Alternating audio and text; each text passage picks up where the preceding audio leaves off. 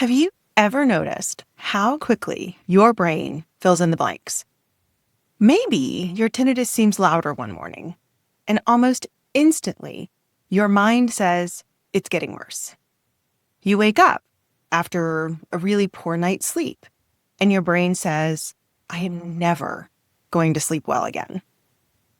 Maybe you notice your tinnitus during dinner, and suddenly you're thinking, I am never going to enjoy going out again. What's interesting is those aren't facts. They're stories. And our brains are incredibly good at creating stories. Today, I want to show you why that happens and how it's actually designed to protect you, and why learning one simple question can completely change the way you respond to your own tinnitus experience. Hi, I'm Dr. Emily Henserling. I'm an audiologist and tinnitus coach.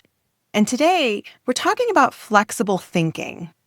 Because one of the biggest things that keeps people really struggling with their own tinnitus experience, ironically, isn't the tinnitus itself.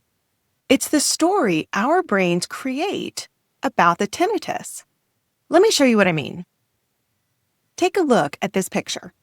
What do you think it is? Go ahead, take a guess. I'll wait.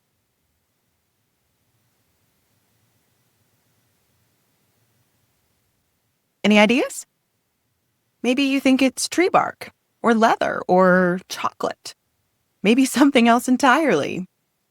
The truth is, you really don't have enough information yet. So your brain starts to fill in the blanks.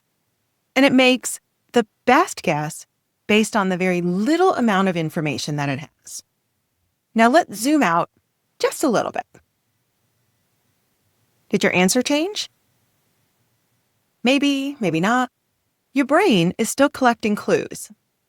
Now let's reveal the whole picture. Now it makes sense. Now the interesting part here isn't whether you guessed correctly or not. The interesting part is that your brain could not stand not knowing. It really wanted an answer, even when it didn't have the whole picture. And that's something our brains do all day long. Not just with pictures, but life in general. Our brains are prediction machines. They are constantly asking, what does this mean? What might happen next? Do I need to protect myself? Thousands of years ago, this kept us alive. Imagine that you were walking through the woods and you hear something kind of rustling in the bushes. Now, your brain here has two options. It could assume that it's just wind, or it could assume that there might be something dangerous. Now, which one of these two brains do you think survived? The cautious one. The one that was prepared for danger. Our brains evolved to protect us, not to make us happy, not to make us calm, but to keep us alive. That means our brains often fill in missing information with the possibility of danger. Not because they're broken, but because they're actually doing their job. And most of the time, they're doing it without us even realizing it. Now let's talk about your tinnitus, because the exact same thing is happening with the tinnitus experience. You wake up, your tinnitus seems louder. There's the observation. But within seconds, your brain starts to rewrite a story. It's getting worse. Well, I'm back to square one. Or I'm never going to habituate. Or I'm going to feel like this forever. Notice what happened. Nothing here changed except the story. The sound might have changed or your attention might have changed, but your brain didn't stop with just that observation. It immediately started predicting the future. Not because it knows the future, but because it is trying to protect you. It's what our brains do. And stories often feel like facts. One of the things I find so fascinating about the brain is that it doesn't just fill in the missing information. It tends to fill it in with a story that it feels is safest. And safest doesn't usually mean happiest. It's often preparing us for the worst. Now, think about how often our brains jump there. A friend doesn't return your text. Well, they must be upset with me. Your boss asked to talk. oh, I must have done something wrong. Your teenager is unusually quiet. Ooh, something must have happened. Now, we don't know if any of those things are true, but our brains don't like uncertainty, so they create a story.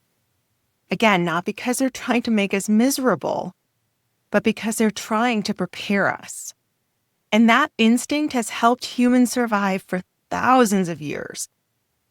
But sometimes the story creates more suffering than the situation itself. And the same thing is happening with your own tinnitus experience.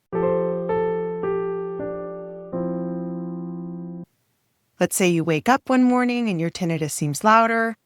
The observation is simple. My tinnitus seems louder today. But that's all you actually know. But within seconds, the story begins. It's getting worse. I am losing all the progress I've made. I am back to where I started. I am never going to habituate. I'm never going to enjoy silence again. Notice how quickly your brain moved from one observation to an entire future. None of those conclusions are facts. They are possibilities. And unfortunately, our brains often treat those possibilities with lots of certainty. I've seen this happen over and over again with people that I've worked with. Someone has a difficult day or one spike, and before long, they are convinced that the months of progress are gone. And a few days later, their tinnitus settles back down. Nothing permanent changed. The story changed. That's why learning to recognize that the story is there is so important. Because if we don't, we start responding to the story instead of responding to what's actually happening. Now, let's go back to the picture that we started with. When you saw only a tiny piece of it, your brain made its best guess. And there's nothing wrong with that. It's what our brains do. It's exactly how they're designed to work. But once you saw the whole picture, your understanding changed. The picture didn't change. Your perspective did. And I think it's a beautiful way to think about flexible thinking. Flexible thinking isn't pretending that the first guess was foolish. It's simply being willing to gather more information before deciding that the story is true. And the same applies to tinnitus. The first thought that pops into your mind isn't wrong, it's just incomplete. And that's a really important distinction. So what story is your brain telling? I'd like you to pause for just a moment and think about the last time your tinnitus really bothered you. Maybe it was yesterday. Maybe it was this morning. Maybe it was 5 minutes ago before you clicked on this video. When your tinnitus grabbed your attention, what was the first thought that popped into your mind? Was it, this is getting worse? Was it, I'll never get used to this? Was it, I can't handle this anymore? Or this is going to ruin my day? Just notice the thought. You don't have to argue with it. Don't replace it. Just notice the story that your brain offered you. Because that's what it is. It's a story, not necessarily the truth, not necessarily a lie. It's just your brain's best attempt to predict what comes next. And that first thought is pretty much automatic. And here's something I think is really important, because you don't get to choose your first thought. Your brain offers it to you automatically. It's what brains do. The skill isn't controlling the first thought. The skill is deciding whether that first thought gets the final word. I find that to be incredibly freeing, because so many people believe that they're failing because they had a scary thought. You're not failing. You're human. The question isn't, what was my first thought? The question is, what do I do with it now? That is where flexibility in your thinking begins. What else could also be true? This brings us to the question I'd like you to practice this week. Whenever you catch yourself getting pulled into one of those stories, pause, take a breath, and simply ask yourself, what else could be true? Notice what I didn't ask. I didn't ask you to think positively. I didn't ask you to convince yourself that everything is going to be okay. I simply asked, what else could be true? Because your tinnitus is louder today. That could be true. And maybe you've had louder days before. Maybe your sleep wasn't great. That could be true. And maybe you've gotten through all of those difficult days before. Maybe you're frustrated. That's true. And maybe you can still enjoy parts of your day.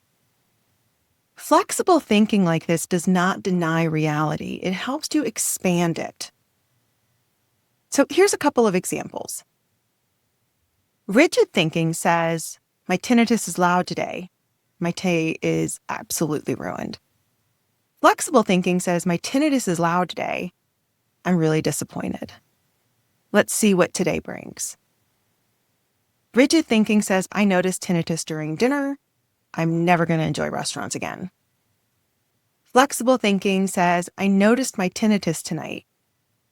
Maybe tonight wasn't my favorite, but one evening does not predict every other evening. Rigid thinking says, I didn't sleep. Tomorrow's going to be terrible. Flexible thinking says, I did not sleep well. Tomorrow might be harder, but I've handled hard days before. Notice something. The flexible thinking isn't pretending. It's just making room for more than one possibility. Over the years, I have seen this happen so many times. Someone has a spike in their tinnitus, and within minutes, they are convinced they have lost all the progress that they've made. They're back to checking constantly and feeling very anxious. They're wondering what caused it. They're imagining that this is their new normal. And then a day later or a few days later, that spike settles. Nothing permanent happened. The story simply got ahead of the facts. Now, does that mean that every spike is meaningless? Of course not. But changes in tinnitus oftentimes are very, very normal as the brain is figuring out what to do with this information. Most of the time, these changes are not permanent. They are just that. They are fluctuations. The challenge is that our brain often treats a temporary experience like a permanent prediction. This week, I want you to practice this one question. Not 10 questions, not a complicated worksheet, just one question. Whenever you notice yourself getting caught in that web of a story, ask yourself, what else could be true? You may not have an answer right away, and that's okay. The purpose isn't to find the perfect answer. The purpose is to interrupt the certainty, to remind yourself that the first interpretation may not be the only interpretation. And sometimes that's enough just to create a little bit of space, and within that space, you now have more choice in how you respond.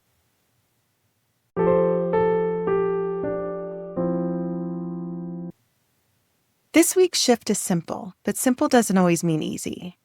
But the shift is from, my first thought must be true, to, my first thought may be only part of the story. That's a really different way to relate to your thoughts. And over time, these small shifts can change how you relate to the tinnitus itself.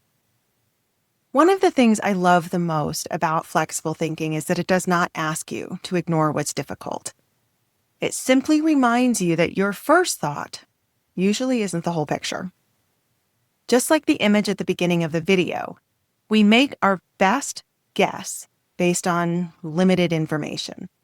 And when we can step back and gather a little bit more evidence, when we ask what else could be true, our perspective often expands. And sometimes that's all it takes to change the next step you choose. Next week, we're going to explore the difference between attention and awareness.